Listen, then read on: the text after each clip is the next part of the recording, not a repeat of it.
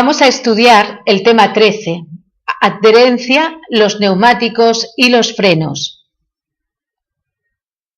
La adherencia es la capacidad que tiene el neumático de pegarse al suelo. Esta capacidad depende de las ruedas y también depende de la calzada. Las ruedas pueden ser motrices, que son las que mueve el motor, de ahí viene su nombre, y directrices, que son las que mueve la dirección. Las ruedas motrices, a su vez, según qué ruedas impulsa el motor, pueden ser los coches de propulsión cuando el motor mueve las ruedas traseras y de tracción cuando el motor mueve las ruedas delanteras. Partes de la rueda. La rueda está formada por la parte metálica, que es la llanta, y la parte de goma, que es el neumático o cubierta. En la parte de goma distinguimos lo que son los laterales, que se denominan flancos, y la parte por la que circula la rueda, que es lo que vamos a denominar banda de rodadura. La banda de rodadura presenta un dibujo. Este dibujo sirve para que se agarre mejor la rueda y para que drene el agua de lluvia en caso de que la calzada esté mojada. Entonces, la profundidad mínima que debe de presentar este dibujo será de 1,6 milímetros.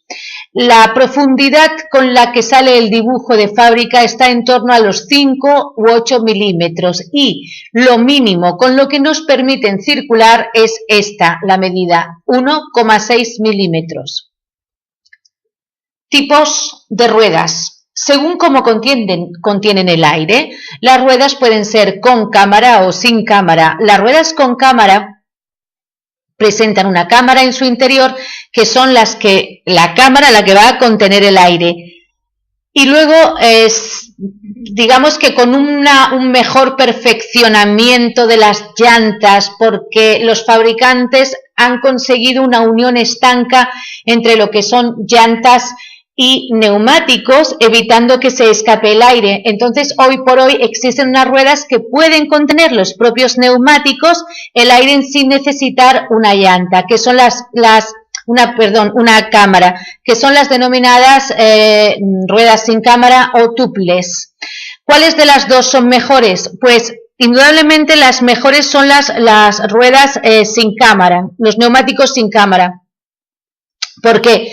Pues porque en el caso de que lleven cámara, 1, puede reventar la cámara, y 2, en caso de pinchazo se desinfla mucho antes que cuando la rueda es sin cámara. Aparte que cuando es con cámara también le cuesta mucho más trabajo enfriarse.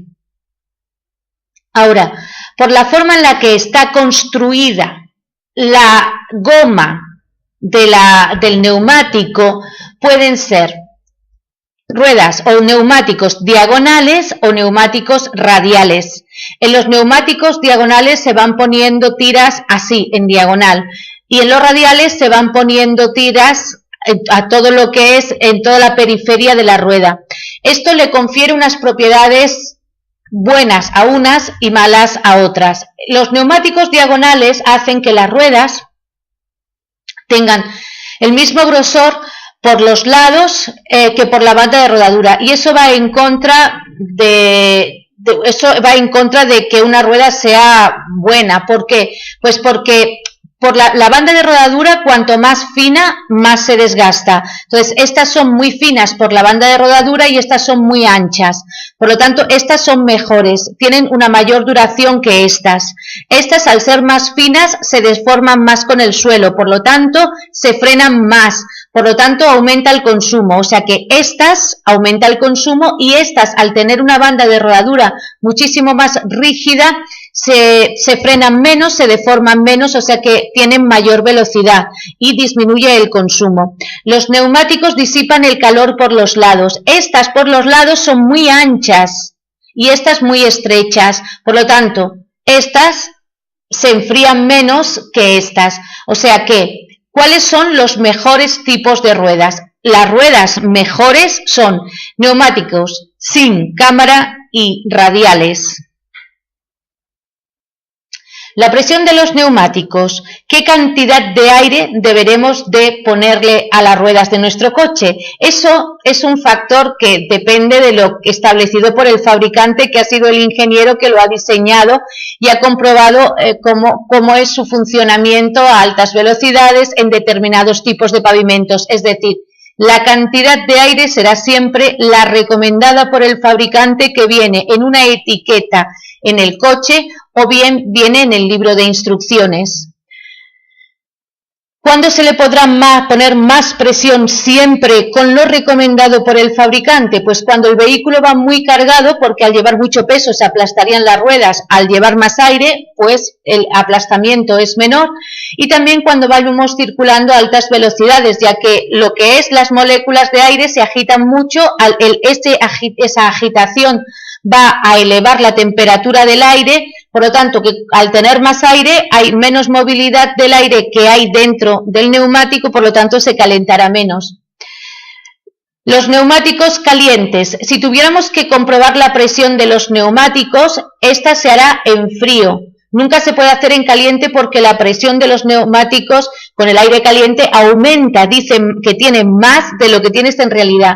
Si por un motivo, cualquier motivo, tuviéramos que comprobar la presión de los neumáticos en caliente, pues al ver que tiene más presión que lo que dice el fabricante, lo que haremos es dejarlo como está, porque es normal que haya aumentado la presión porque el aire caliente tiene más presión. La rueda de repuesto. La rueda de repuesto es una rueda que apenas le miramos la presión porque suele estar colocada en una parte, en los bajos del coche, en la parte interior del maletero, y eso hace que nos cueste mucho trabajo acceder a ella, ya que la presión de los neumáticos tenemos que verla aproximadamente cada mes, porque cada mes pierden aproximadamente 200 gramos de aire. La rueda de repuesto, por lo tanto, debido a la dificultad de acceso que tiene, pues no la miramos apenas. Así pues, cuando necesitamos hacer uso de la rueda de repuesto porque se nos ha pinchado una de las ruedas, resulta que vamos y esta la tenemos sin aire. Así pues para evitar este fiasco con el que nos podemos encontrar, le pondremos a la rueda de repuesto la presión más alta de las recomendadas por el fabricante. Consecuencias de una presión incorrecta. Si nosotros le metemos más presión de lo recomendado por el fabricante, las ruedas se van a desgastar más por el centro, va a tener una menor adherencia y sufre más la suspensión. Tengamos en cuenta que un 8% de las irregularidades del terreno, de los baches que tiene que soportar la suspensión, pues no le llegan a ella, sino que esos golpes los absorbe el neumático. Si el neumático está muy inflado, todo el golpetazo va a la suspensión deteriorándola. Si la rueda lleva menos presión, se va a aplastar, se va a desgastar más por los flancos. Tienes que tener en cuenta que el neumático no tiene por qué circular por los lados, porque el flanco no está protegido, no está tan rígido como es la banda de rodadura, entonces además podría estallar. Es decir, no revienta por llevar más presión de la recomendada, sino por llevar menos presión de la recomendada. Aumenta el consumo, debido a que la rueda es más ancha, por lo tanto hay un mayor rozamiento, por lo tanto aumenta el consumo. La rueda está más blanda, por lo tanto hay un mayor rozamiento, por lo tanto el coche corre menos, por lo tanto tú pisas más el acelerador, es decir, aumenta el consumo. Y también hay menos adherencia con el suelo mojado. Lo que es el dibujo del neumático lo que hace es aplastar el agua y echarla hacia los lados y hacia atrás. Cuanto más ancha sea la rueda, en contra de lo que cree la gente en la calle, cuantos más anchos sean los neumáticos, hay menos adherencia, sobre todo con el suelo mojado. El neumático se desgasta más por una conducción agresiva. También se desgasta más por ir a mucha velocidad o que vaya con exceso de carga. El clima también le afecta. Los climas muy calurosos, afecta la calidad de las gomas, y también los climas costeros o con mucha humedad. También afecta a la suspensión y a los frenos el hecho de no llevar las ruedas con la presión correcta. Y también el tipo de carretera por el que circulemos normalmente, así como el uso de cadenas y una presión incorrecta también afecta a la duración de nuestras ruedas. Nuestras ruedas cuando salen de fábrica tienen que hacer una circunferencia exacta, pero conforme va circulando la rueda se va deformando y a altas velocidades empieza el volante notamos que empieza a temblar. Entonces, lo que sabemos es que tenemos que hacer un equilibrado de las ruedas, puesto que la rueda ha cogido una cierta, en lugar de tener forma, lo que es de circunferencia, tiene forma de elipse. Así pues, tenemos que llevarlo a un taller especial a que las equilibren. Lo que le hacen es ponerle unos pesos de plomo, unos pesos de plomo en las llantas para ponerle peso ahí donde la rueda ha perdido masa. Ahora vamos a pasar a hablar de los frenos. Los frenos que necesitamos, que tiene que tener un coche, son un freno de servicio, un freno de socorro y un freno de estacionamiento. Perdón, un coche no, todo vehículo, porque incluida una bicicleta, un ciclomotor, una motocicleta o un autobús. El freno de servicio es el freno de pie, el freno que te hace el servicio de frenar. El freno de socorro es el freno que entra en funcionamiento en caso de avería del freno de servicio, que si el coche es un coche muy caro, de alta gama, tendrá un freno independiente que actúa en dos ruedas, sobre una delantera y sobre una trasera. De un coche, como hemos dicho, de alta gama, pues el freno de socorro es el freno de mano, que lo que haremos es ir reduciendo de marchas, y pues si vamos en quinta pondremos cuarta, tercera, segunda, y en segunda tiraremos del freno de mano, y este, como actúa sobre las ruedas traseras, es un freno mecánico, el de mano, y entonces detendrá al coche. Y luego tenemos el freno de estacionamiento, que es también el freno de mano, que consiste que actúa sobre las ruedas traseras y sirve para inmovilizar el vehículo cuando éste está detenido. Y el freno de servicio es un freno que actúa sobre las cuatro ruedas, ya que si vamos a 120, 100, 80 o 60, al frenar tenemos que frenar las cuatro ruedas porque si no el coche derraparía. Así pues, el freno de servicio actúa sobre las cuatro ruedas, el freno de socorro sobre dos en diagonal, normalmente una trasera y una delantera, y el freno de estacionamiento sobre las dos traseras. Tipos de frenos. Ahora, vamos a ver, según cómo frenan, cómo es el dispositivo, el órgano frenante, los frenos pueden ser de disco o de tambor. Los frenos de disco son los más modernos y suelen ir colocados en las ruedas delanteras. Vamos a ver, los frenos de tambor suelen ir en las ruedas traseras. ¿Y qué particularidades tienen? Pues que, bueno, al frenar se calientan más, ya que son unos frenos mucho más grandes, cosa que es todo lo contrario a lo que le ocurre a los frenos de disco. Se calientan menos porque son dos frenos que tienen una superficie frenante mucho más pequeña. Los frenos no conviene que se calienten, porque lo que hace el freno es convertir la energía cinética en calor, o sea que cuando el freno se pone al rojo vivo deja de frenar. El freno de tambor, al ser más grande, es más brusco, es decir, se bloquean los frenos y dejaríamos de tener control sobre el vehículo, cosa que no ocurre con los frenos de disco. Así pues, como las ruedas que son más sensibles, que más cuidado tenemos que tener, puesto que perderíamos el control de la dirección, las ruedas más sensibles y serían un factor de accidente serían las ruedas delanteras. Por ese motivo, las ruedas delanteras llevan frenos de disco y las ruedas traseras, que son más bruscos, llevarían frenos de tambor, aunque si el coche también, vuelvo a repetir, es de alta gama, pues entonces llevaría frenos de disco en las cuatro ruedas. Uso de los frenos. Lo primero es no frenar bruscamente. Tenemos que tener en cuenta que nosotros lo que hacemos al pisar el freno es vamos quemando la energía cinética y vamos haciendo que el coche vaya parándose poco a poco. El hecho de que frenemos de golpe y en seco no equivale a una detención total del vehículo, ya que el coche seguirá circulando, pero con las ruedas paradas, bloqueadas y sin control. O sea que la forma de frenar no es de golpe, sino frenar poco a poco e ir dejando que las ruedas vayan parándose y vayan deteniendo poco a poco al vehículo. No abusar de los frenos. Como he dicho antes, lo que hacemos cuando frenamos es convertir la energía cinética en calor. Entonces, si el freno de tanto que estamos frenando se pone al rojo vivo, ya no tiene la capacidad de generar más calor. Adecuar la frenada al estado de la vía, tenemos que tener en cuenta que si el suelo está mojado, necesitamos el doble de metros para frenar, que si hay hielo necesitamos 10 veces más. Usar el freno motor en las pendientes. Si vamos cuesta abajo no iremos frenando, ya que nos podemos quedar sin frenos porque estos se hayan calentado.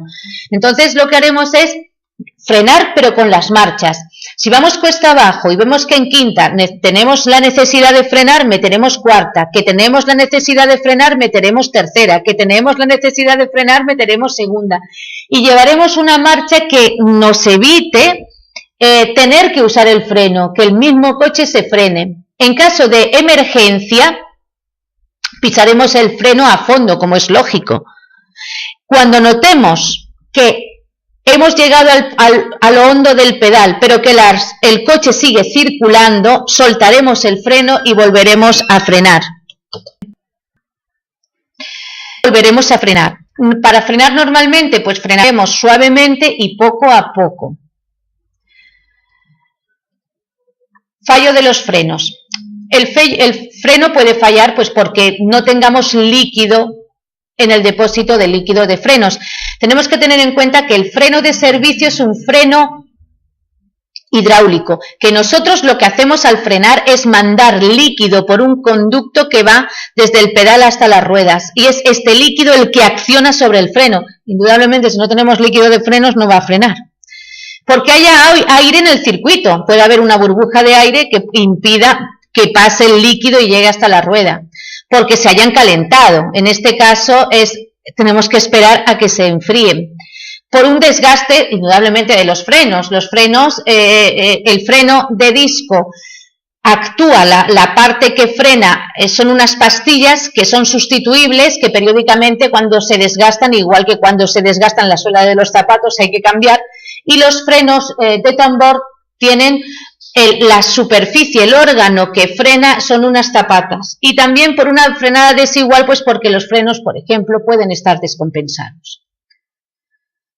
En caso de que me quede sin frenos, ¿qué es lo que tengo que hacer? Pues lo primero es soltar inmediatamente el pie del acelerador para dejar que le entre, impedir que le inyectemos gasoil o gasolina al motor. Por lo tanto, el motor empezará a ralentizarse, empezará a frenarse. Ir reduciendo a marchas más cortas, es decir, si vamos en quinta, meter cuarta y pasaremos de 100 a 80, meteremos tercera y pasaremos a 60, meteremos segunda y pasaremos a segunda. Luego, arrimarse a la derecha y tirar del freno de mano, y si aún así no se detuviera, pues incluso rozar el lateral del coche por la derecha para conseguir detenerlo. Todo eso es mejor antes que chocar. Derrape. El derrape es un patinazo que se produce cuando nosotros perdemos el control del vehículo. Se produce por pegar frenazos, se produce por pegar acelerones o volantazos. También se produce porque los neumáticos, los frenos estén en mal estado, y también porque la calzada esté en mal estado. Comportamiento. Si derrapa el eje delantero, es decir, si el coche se va del eje delantero en lugar de ir recto, al acelerar bruscamente, sobre todo si el coche es de tracción, si empujan las ruedas delanteras, el coche se va, por ejemplo, a la derecha. Para corregirlo, pues giraremos el volante al lado contrario. Es decir, si se me va a la derecha, pues para enderezarlo, giro el volante a la izquierda, tal y como yo estoy haciendo con el ratón. Si el derrape se produce del eje trasero, se me va de detrás, pues entonces, ¿qué haré para enderezar? Pues giro el volante al mismo lado del derrape. Es decir, si se derrapa del eje delantero, giraremos el volante para enderezar si se me va del eje delantero, hacia el lado contrario del derrape. Si se me va de atrás, para enderezar, giraremos el volante al mismo lado. En un coche de propulsión, que es que mueve las ruedas traseras, no aceleraremos cuando se va de detrás porque entonces aumentamos el derrape. Y en un coche de tracción, que es que mueve las ruedas delanteras, sí aceleramos para que las ruedas delanteras ayuden a enderezar el coche y a salir. Y con esto ya hemos finalizado el tema 13.